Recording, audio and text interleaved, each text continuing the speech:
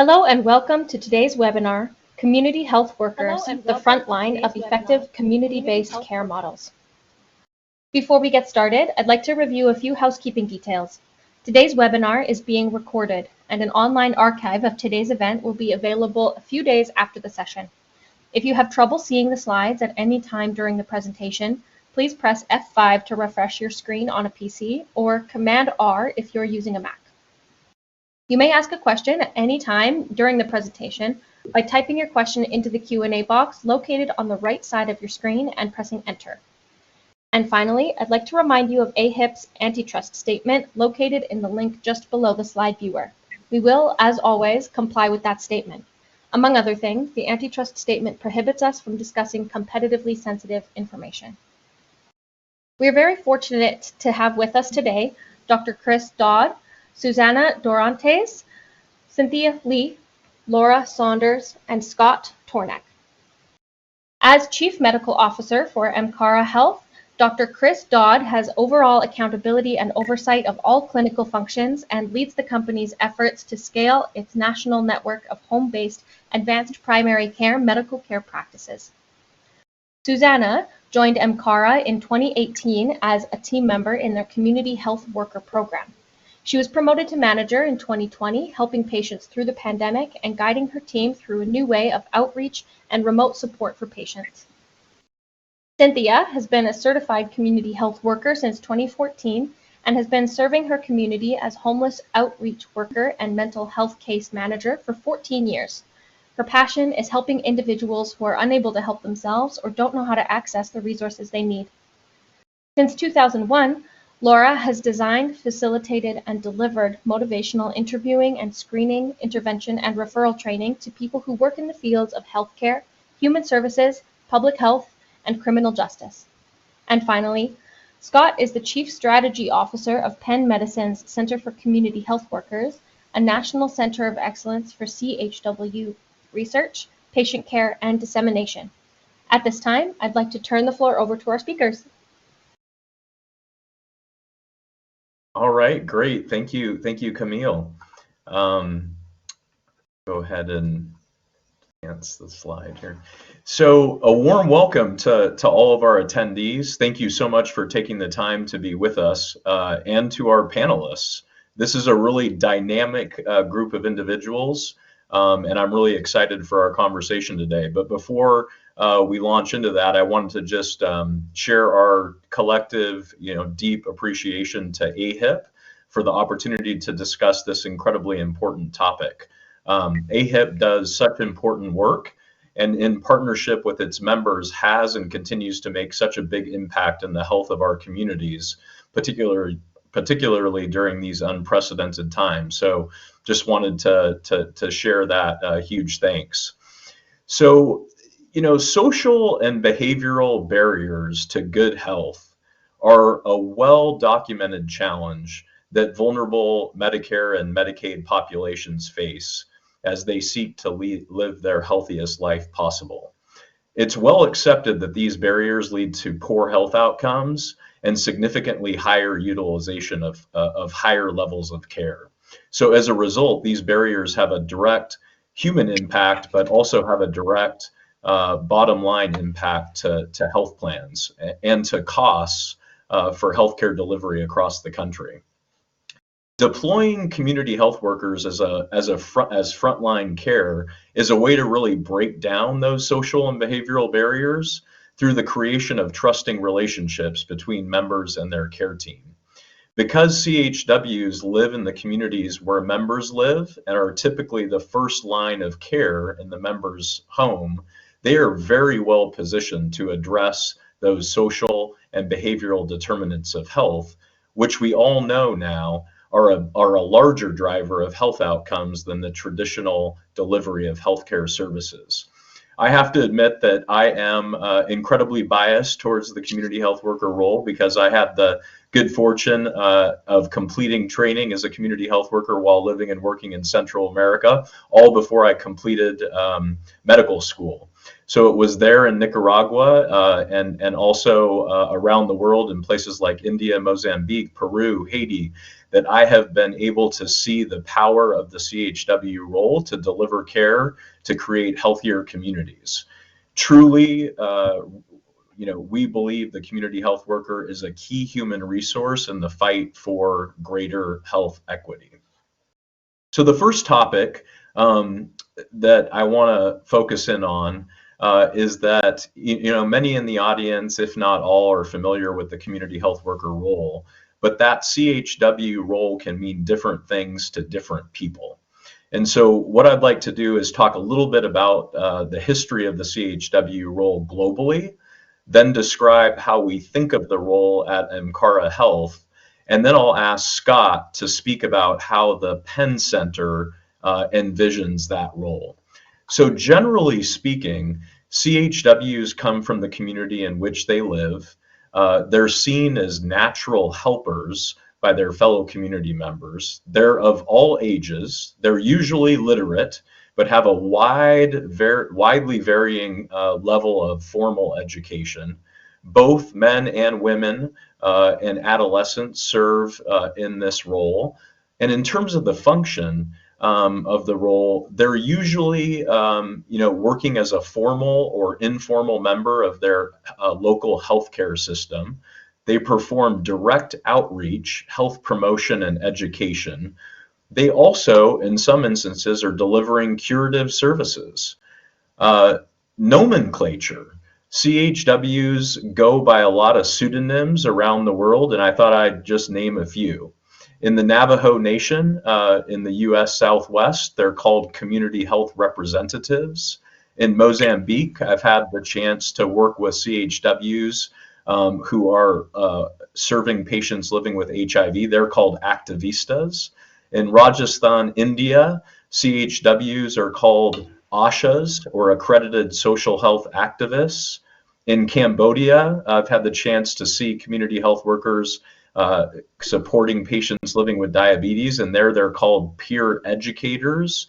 And in China, barefoot doctors have brought services to rural populations who've had no access or little access to healthcare services historically. So as the CHW role has begun to be rolled out more formally, back in the 1960s and 70s, there was an accumulating evidence of its impact. And this led to a really important moment for the CHW role, which took place in 1978 at the International Conference on Primary Healthcare. It was at this conference that member nations of the World Health Organization launched what they called the Primary Healthcare Strategy as a means to achieve health for all. In this strategy, the community health worker was identified as a full member of the healthcare team and the cornerstone or bridge across which primary healthcare could advance to populations, particularly those who were underserved. So now let's turn a little bit to how we think about the role at MCARA in terms of its core functionalities. We too share the WHO member nation belief that the CHW is an indispensable member of an advanced primary care team, and believe that the CHW is capable of delivering much more than they've been traditionally limited to. Further, we've standardized the CHW role at MCARA in a way that's driven by the needs of complex populations, as well as by evidence-based practices. The core functionalities of our CHW program include patient engagement, specifically building trusting relationships with patients, health system navigation, assisted telehealth with the ability to complete vital signs measurement, social barrier identification and partnership with community-based resources, and patient-centered self-management of chronic disease education. So now I'd like to turn things over to Scott and ask him how the functions of our CHW role might be similar or different than the ones that you and the Penn Center team are thinking about. Sure, thanks, Chris, and thanks everyone for joining. The Penn Center of Community Health Workers has been around for about a decade, and we have 3 randomized control trials showing very strong results and outcomes across the triple aim. And we operate a program within Penn for Penn medicine patients. We work with about 2,000 patients a year in marginalized areas of Philadelphia. We have a staff of 30 community health workers with, that also includes supervisors, a director of the program. We have data scientists, and a relatively new area that we started a few years ago was to help other organizations around the country to run standardized, scalable, evidence-based programs based on their local population. So just to give you some framing, to Chris's question, the impact model which we developed at Penn really is a patient-centered and goal-setting type program where based on about 1,500 interviews with patients in the community and asking them what did they need to stay healthy, it wasn't a lot of things that you might expect in terms of access to medical care, navigation. It really was kind of addressing social needs and behavior change. So we really ask patients when we start working with them at the center, what do you need to stay healthy? What are the barriers? And we go through a process to understand what it is they need, what is the root cause of some of their social issues that are causing challenges on the health side of their lives. And then we work with them on setting those goals and achieving those goals over a certain period of time, a fixed period of time. So we don't do any medical work with them. It really is a social quarterback of the patient's experience, and we do integrate with the care teams. And I'll leave it at that, but that's kind of our approach anyway. That's great. Thank you so much, Scott. So now that we have a basic definition of the CHW role, sort of just thinking about things from a global perspective, about how we think about the role at our national medical group and how Scott and team at the Penn Center think about the role, thought we'd talk a little bit about the qualities and skills that make CHWs great at what they do as an indispensable member of that multidisciplinary advanced primary care team. So Cynthia, let's start with you. Give us a sense of the qualities you and your CHW team in Maryland have and how you function within that primary care team.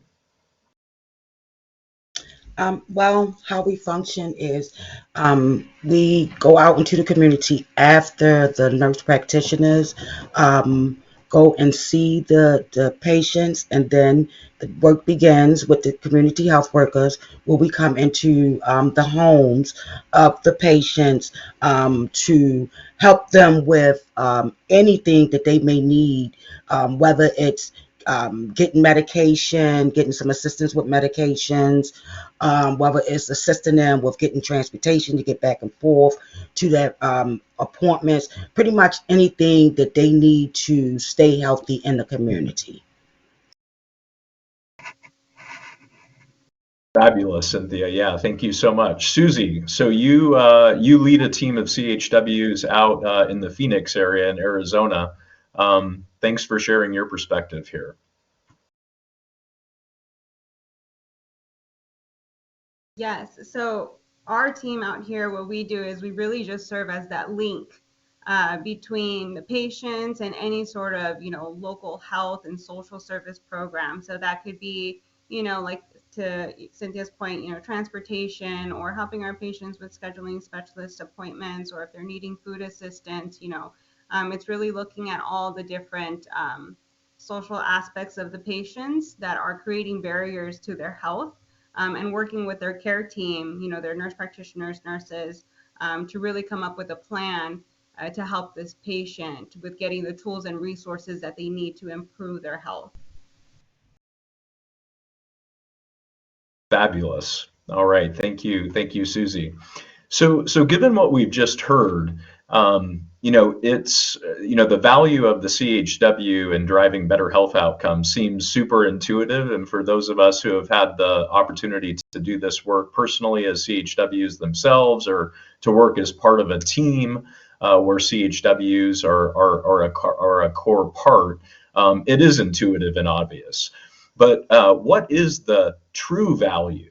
And have we been able to quantify it? Scott, I want to give you the opportunity to speak to in a little bit more detail about some of the randomized controlled trials that your team has been undertaking over the last few years.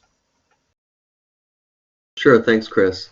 So as I mentioned, we've run 3 RCTs since we began the program. They're on our website if you're interested in all of the detail. But the idea was to really look at in a scientific way, which is a new thing for this kind of social side of healthcare, to look at how do we put science behind getting outcomes that might move the needle on cost savings, on things that translate into financial sustainability for these programs. And so the main drivers that we found have been in reductions in unnecessary utilization and ED visits. Our latest study in JAMA showed a 65% reduction in hospital days. And when we came up with our first RCT, we actually used that to create a cost savings model that we presented to the C-suite of the health system. And we showed about a 2-to-1 ROI in terms of translating some of these outcomes into cost savings for the health system. And that led to really the start of the program in terms of sustainable financing. The other areas that we've seen in terms of moving the needle on outcomes that we all care about are modest improvements in chronic disease measures, quality scores, HCAP scores, some self-reported mental health data, et cetera. So again, I can send more information on that if anyone's interested, or you can check the website. Great. Yeah, thanks, Scott. It's so important to have the evidence, right? Because as national medical groups, as health plans, as other organizations, large health systems are really looking at a decision as to whether or not to incorporate the role, it's really powerful to say, like, we know it works, but then here are these objective scientific studies that really demonstrate what we're saying. And so I want to take a moment to just accent mark how appreciative we are, Scott, of you and your team out in Philadelphia to really help build that evidence for the model, because it's so critical. I wanted to share just a few brief words about sort of the global evidence base, and then I wanted to talk a little bit about how we think about value creation at Emcara. So there are an enormous amount of studies that have been done globally. A few of the studies that I'm most familiar with are, the CHW's role in the ability to deliver directly observed therapy for patients living with tuberculosis and the great outcomes that has created. Their ability to deliver community case management for children who are diagnosed with pneumonia, who have infectious diarrhea, or who have malaria. I'll just share that there's a group at the Johns Hopkins School of Public Health who published in 2012 a pretty significant compendium of studies around the world that have really demonstrated the efficacy of the community health worker. So at Emcara, as a value-based national medical group that's delivering an integrated suite of care solutions in the home, while we haven't done studies that isolate the impact of the CHW, what we have done is we've developed a really rigorous outcomes methodology to really study the care we deliver across patient experience, across quality, and across total cost of care. And what I can say is that in multiple geographies, from upstate New York to urban Baltimore and Maryland and the Eastern Shore, down to Florida, to Arizona, to Texas, we've demonstrated that our care model significantly improves patient experience and reduces total cost of care. And so again, while we can't isolate the impact of the CHW role itself, what we've seen is that the CHW is an indispensable member of that advanced primary care team, is part of the secret sauce that is allowing us to deliver those great results for patients, populations in our health plan and risk-bearing medical group partners. So now let's shift to a different topic. One of the core skills that community health workers bring to the table is this sort of inherent foundation of motivational interviewing. And Laura, I wanted to give you the mic here, given your deep expertise in motivational interviewing, to help us understand what MI is and how patients benefit from this communication method. Yeah. So I was brought in to work with the NCARA community health workers. We started talking about a year ago, and I've had the privilege of working with them for about 6 months. And what I've been working actually successfully, helping them do is to integrate motivational interviewing into their practice. Motivational interviewing is a very well supported practice of, there's like 2,000 articles, over 200 randomized control trials showing that it is an effective style of communication for helping people resolve their ambivalence about changing their health behaviors, their attitudes, their thoughts, the things that keep us stuck about changing our behaviors. And so it's been a real privilege to work with the MCARA CHWs. This is a group of people who were already very effective, very compassionate, very well versed in what's going on in their communities. People who were really primed to take on this evidence-based practice, to say, okay, we're really good at this. We know what we're doing and we can help people. Now, if we take this evidence-based practice that focuses on not just what people are saying, but how they're saying it. And that's what we have spent the last 6 months learning to do, very successfully learning to do, is thinking about how the messages of help, how the messages of empowering, how the messages of partnering, how the messages of a person's own autonomy in their own healthcare decisions, how the CHWs can facilitate that process. And so it's been a real joy to add this powerful evidence-based practice to all of the other stuff that they just naturally brought. That's great. Yeah, thank you, Laura. Scott, I Yeah. know that in conversation you've shared that MI is a core part of sort of the foundational training for your CHWs. Can you share a little bit about your all's perspective on MI? Sure. I mean, you're right, Chris. It is something that we incorporate in our training and our practice. When CHWs first meet with patients who are eligible for our program, they, as I mentioned a little bit earlier, go through a process that they've been trained to do, which is to ask them really to, understand their life story, to, what's their background, where'd they grow up, and they go through a very natural conversation, but it is based in motivational interviewing, which they're trained on. And that is the impetus for creating that plan or setting those goals with patients. So it's something that they train with. We have 10-day trainings for our CHWs and for folks who we work with, and that's one of the core aspects of it.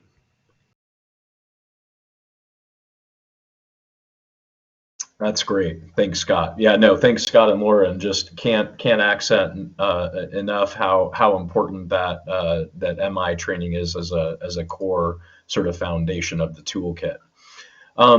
So now let's move to Susie, you and Cynthia again. And I think many in the audience are probably wondering, what's it like to walk in your shoes? What's a day in the life look like?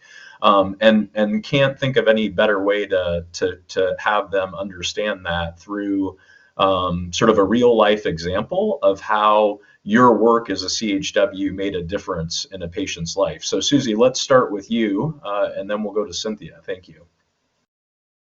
Sure thing. So an example that I can think of for day in the life of a CHW, really we have providers who really request a CHW to go out and meet with one of their patients to assist with any barriers that are coming in between their health getting better. And this particular patient was that I worked with, he's deaf, he's diabetic, has chronic respiratory failure, chronic obstructive pulmonary disease, lots of things going on.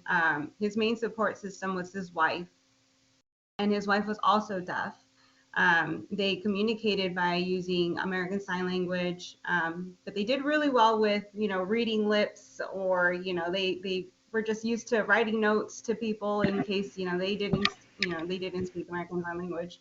But when I met with the patient and his wife, he had, told me all of these things that he has going on, all these specialists. One of the questions I asked was, what would make this process easy for you to get all of these needs taken care of as far as your specialist appointments go? And they said, they can call, but they use special equipment to make those calls, but it's a lot of work. And they said if somebody could just help me out with this, scheduling these appointments, we could get these all done. It's overwhelming. What I realized as a CHW with this patient is he was overwhelmed. He had a lot of appointments, and the wife was also trying to get organized. Her calendar was filled up. So I called to schedule the appointments for the patients. I figured out what day works best, what days are available also for the wife to be there present with her husband. And also I was able to connect them with a translator through the member's health plan. I connected with the health plan. I got them a translator. I gave them the dates of the specialist appointments and the times, and let them know that they would really just need a translator there to help them through these appointments. So they were thrilled, that they would have, that additional support there to help with communicating all these barriers that he's going through. Typically when members go to a specialist appointment, they're in a certain time frame. So having to, having a translator there to make the process just smoother and faster was really helpful to the patient. And he was really grateful that his provider saw the need for CHW support, got me involved. We worked together, we came up with a plan, and in the end he was able to attend 4 to 5 of his specialist appointments, and that anxiety had decreased tremendously. That's a great story. Yeah, thank you so much, Susie. So one of the things that I talk about a lot is how fragmented and complex the health system is for people like us, let alone for someone like the gentleman that you just described. And so your ability to really help simplify and bring more organization to the system for him and his wife is amazing, and definitely a core part of the great work that you and other CHWs do. Cynthia, let's turn to you. Thanks for giving us, thanks in advance for giving us a sense of what it's like to sort of walk a day in the life in your shoes. Yes, as Susie said, we get it from the nurse practitioner. Once we get the case from the nurse practitioner, what I notice is, as being a community health worker, the patient doesn't always tell the doctor or the nurse practitioner exactly everything that's going on with them. They usually confide in with the community health workers. Once we gain that rapport with them, I had a patient who, she was losing a lot of weight. She had multiple things going on, with medical things going on with her. And one thing that the nurse practitioner told me is she just constantly keep losing weight. So when I did get to the house, we kind of spoke on about her losing weight. And one of the things that she told me is that she was staying at the house with her son and her daughter-in-law. And the daughter-in-law is the only person that was in the house working at the time, because the son had gotten hurt, so he wasn't able to work. So they really didn't have enough food in the house. So sometimes she missed a lot of meals. and she couldn't read and she couldn't write. So a lot of people really didn't know that. So what I did as a community health work, once I found out, first we started with helping her applying for some food stamps, the SNAP program. So I sit in the home with her and help her apply for the SNAP program. I also asked her, was a literacy program something that she would be interested in? I got her connected with doing a virtual literacy. She said she didn't know how to work. She didn't have a computer. She did have a phone. So we kind of went through the steps on how she can connect with the people with the literacy program. So now once after we applied for the SNAPs, she was approved.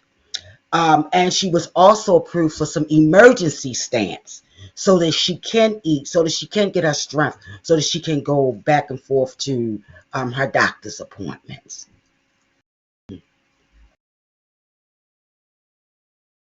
Cynthia, I love it. What a powerful story. So, yeah, I want to highlight the fact that a couple things that one thing you said and what you did. I think what you said there is that, you had that trusting relationship with the patient that made her more comfortable to give you the truth, whereas she wasn't giving it to other members of the care team, right? The nurse practitioner or the physician. So can't emphasize enough how critical that is. And you actually got credit for the diagnosis, right? What was the diagnosis of why she was losing weight? Not enough food. And you got the treatment too, right? So this is really a powerful story of how the CHW, because of that trusting relationship, is able to make diagnoses and actually deliver evidence-based treatment. Because the last time I checked, the treatment for no food is food. So great job, Cynthia. Thank you so much. So let's shift gears a little bit. So in recent years, thankfully, the concept, the role of the community health worker has become more and more mainstream. People are really seeing the value of the role and the impact it can make, particularly for vulnerable populations. And I wanted to talk a little bit about how we see that role expanding into the future. Scott, let's start with you. Well, I think that the community health worker, as a role, is something that varies, as we've kind of heard.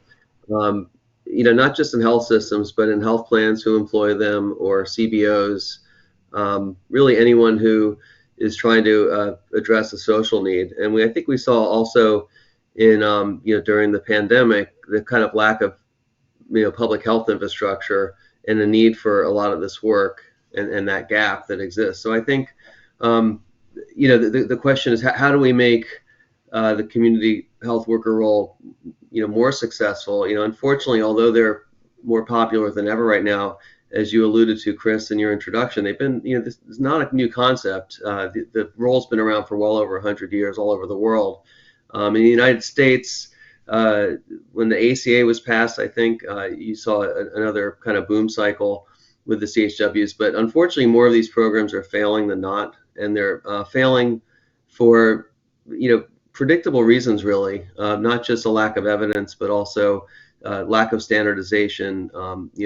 Programs that are very focused on one chronic disease or so forth, when there's multiple diseases and social issues occurring.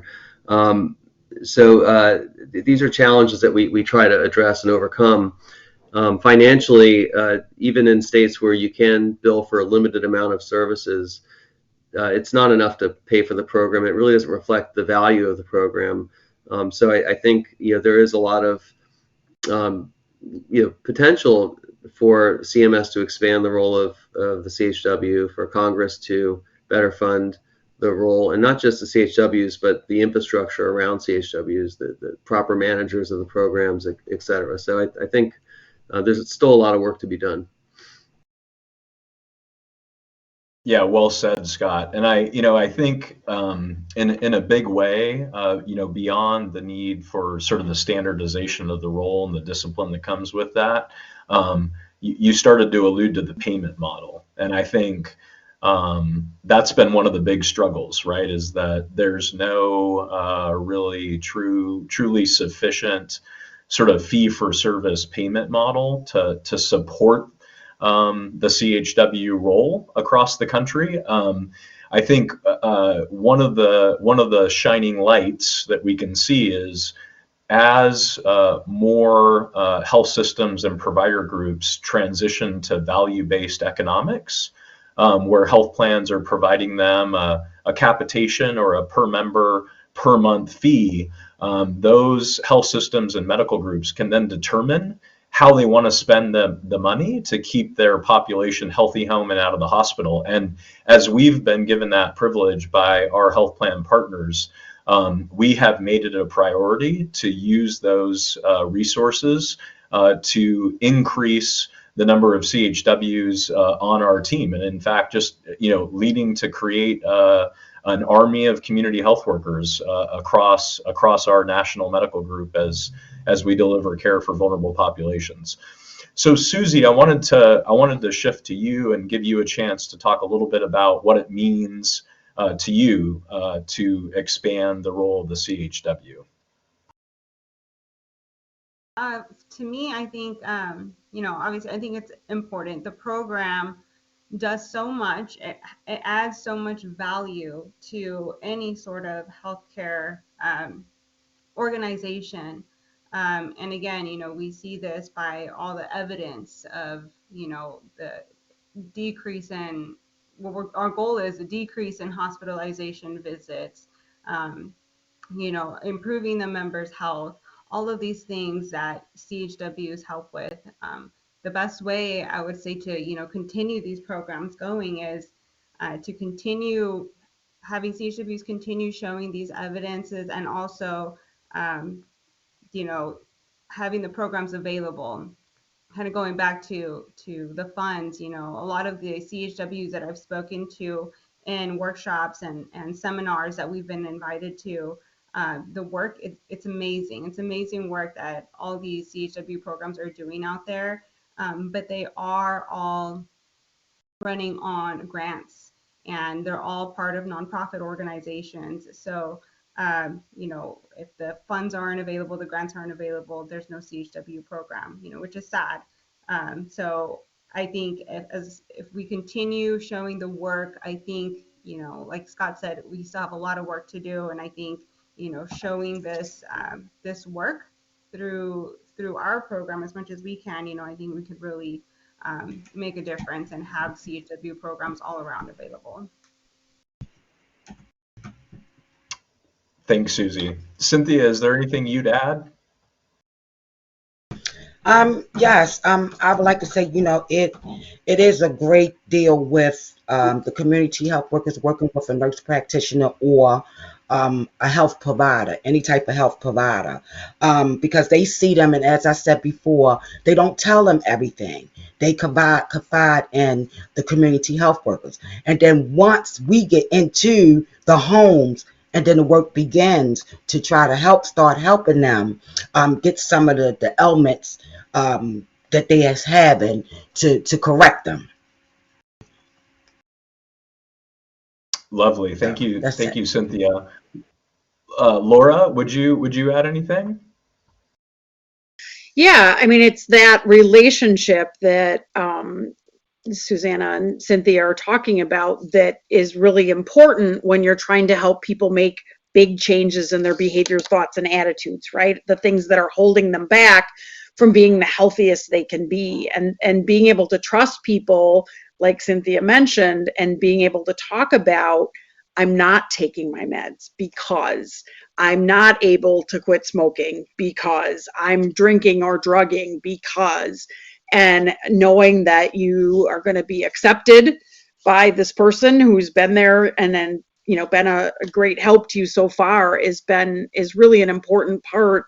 That relationship part is really important, and they're able to do that. And then to be able to use the technical skills that they learn in motivational interviewing to help people resolve their ambivalence around changing those behaviors that are really keeping them sick and contributing to hospitalization. So when they have that skill to say, let's see if we can help you end that, and So that's been a big part of helping change their role. Awesome. Okay, that's great. So, final topic before we move into Q&A. The question really is, do you think there's a reluctance or a resistance by the healthcare system to use community health workers? And I'll start with a couple of topics I think that we've already sort of gone into. One is really the evidence base. So if there's one thing that we want the audience to walk away from this discussion with, is that there is a strong evidence base for the impact of the community health worker. I talked a little bit about sort of a compendium of evidence across the globe, and we know Scott and team up in Philadelphia have generated quite a bit of evidence themselves. A second sort of piece of potential reluctance is really the payment model. And so, that certainly continues to be a barrier. But as more and more health systems, provider groups, even some community-based organizations have the ability to have more value-based payment methodologies, there's this amazing opportunity right now to really implement the role. And then the third topic, not so much about reluctance or resistance, but more to sort of success, is what Scott was talking about, which is that the model really needs to be evidence-based and it needs to be standardized. And I just say at MCARA, we've certainly learned from Scott and team about the importance of that and continue to work hard to ensure that the onboarding and training of CHWs is standardized, that the competencies that they have to deliver the great care that they deliver are in place, and then they're getting increased support to do the work they're doing. So Susie, in previous discussion, we talked a little bit about potential reluctance or resistance, and I wanted to give you the opportunity to sort of share a little bit about a little bit of your perspective on that. Yeah, I would say, if I do see that reluctance or resistance to having CHWs part of a patient's care or as a program to a healthcare company, I would say it's primarily because it's non-clinical as far as what I've seen. CHWs are non-clinical, so why would we need them in our program, or why would we need this program, or why would we need a CHW to step into the home? But in all reality, I think having a CHW as part of the care team adds value in the sense of, the CHW are, the eyes and ears for the provider, for the care team by, assessing the patient as a whole. So we kind of go back to that social determinants of health assessment that we do for the patients. We're asking questions such as, are you afraid of losing your house? What are your needs, this day? Is food in the last 12 months, or 6 months, were you unable to, get groceries, or did transportation stop you from going to a medical appointment? All of these questions that are brought out of the patient from a CHW, again, it's going back to building the relationship and, asking these questions with, being empathetic, really, when they say, no, I didn't take my medication, I couldn't get my ride there, or I didn't take my medication because I couldn't read the labels. Things like this are things that we discover, and we're able to address it to the provider. And we kind of just connect the dots. Okay, this is the way we can help our patients, and then we work as a team and, again, building that strong relationship. Wonderful. Yeah, thank you, Susie. Cynthia, is there anything you'd like to add, just in terms of some of the sort of reluctance or resistance that we see out there in the larger healthcare system? I think one of them is a lot of the providers really don't understand or don't know what it is that a community health worker does.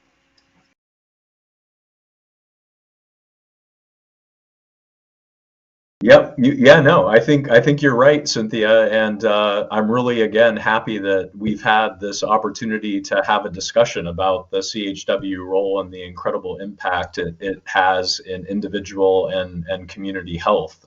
So huge thanks to all of the panelists. I know we want to see if our wonderful audience members have any questions. So Camille, I'm going to hand it back to you for a second.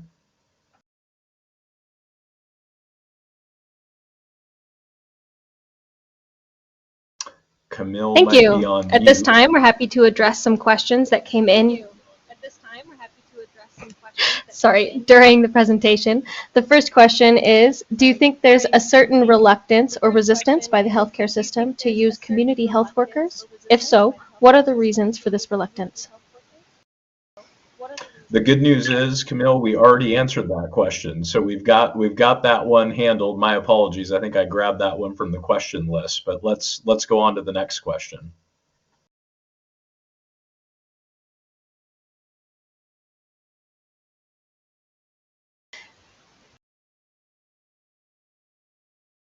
Okay. So what needs to be done to expand the role of the community health worker within the system?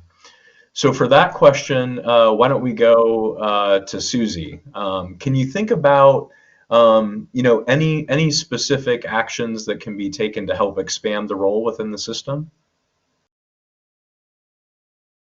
I think to expand, I really just putting the CHW work out there. I know of other CHW programs, other companies out there, organizations, I should say, who really do workshops in their community for patients. They invite their community, hey, come over, you want to learn about diabetes? Obviously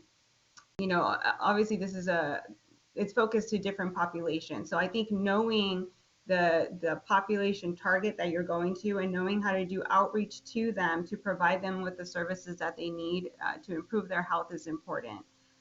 So I think that's for one. And then for populations such as the ones that MCARA works with, primarily patients that are vulnerable populations that have so many chronic illnesses and disabilities. I think working close with the care team, is the best way. Building those connections with the providers, the nurses, case managers, and being available to them and letting them know, having CHWs let them know what they can offer to their patients to help improve their health. All right. Thank you, Susie. So we've got a question from the audience here. How are these programs impacting Medicaid? I'll quickly say that the populations that we serve at MCARA sort of cross lines of business. So we're delivering these outcomes with CHWs for patients in Medicare Advantage programs, managed Medicaid, dual eligible beneficiaries. The team in Arizona that Susie's a part of is caring for patients in the Medicaid LTSS line of business. So, I think the overarching point is that we believe that CHWs are an indispensable part of the care team for populations in general, particularly those who are vulnerable. And we find vulnerable populations within each line of business. Scott, do you have any specific comments around sort of the Medicaid population? Yeah, I think we see a similar thing, Chris. A lot of the folks we work with in Philadelphia and also customer partners of ours around the country, a lot of it is Medicaid and dual, some Medicare, and then I think the working poor, as they're called, anyone who's suffering from these social determinants, could be great candidates for a CHW, and then it becomes a matter of what's the duration, what are the goals, and figuring all of that out. But I think Medicaid's a big part of it. I think the beneficiaries of a CHW's work ultimately roll up to Medicaid in a lot of cases, and so the funding, I think, again for CHW programs, I think should be borne by the folks, either whether it's managed care in certain states or directly from state Medicaid. Okay, great. Thank you, Scott. So I think we have time for one more question from the audience. Someone's asking about the sorts of credentials that community health workers can earn. And I'm going to pass the mic back to you, Scott, to talk a little bit about sort of credentials. Sure. So I think community health workers are a non-licensed workforce.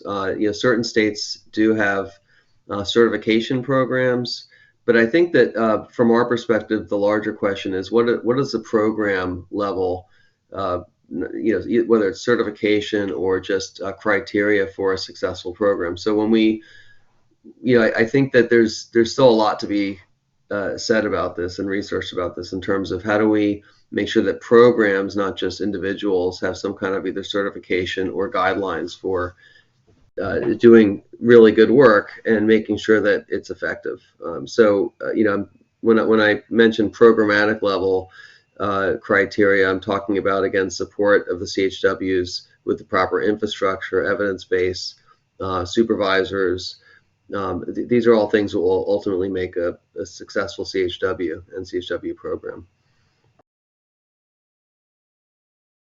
Okay, that's great. Yeah, thank you, Scott. And yeah, beyond sort of that sort of standardized approach that we take within an MCARA, we do encourage all of our CHWs to be certified at the state level, where there are states that offer that certification, mainly as an adjunct. A great opportunity to become more aware of the resources that exist within the state, the opportunity to develop relationships with other colleagues across the state. So again, huge thanks to the audience for making the time to join us, particularly during this busy time of year. Thank you to AHIP.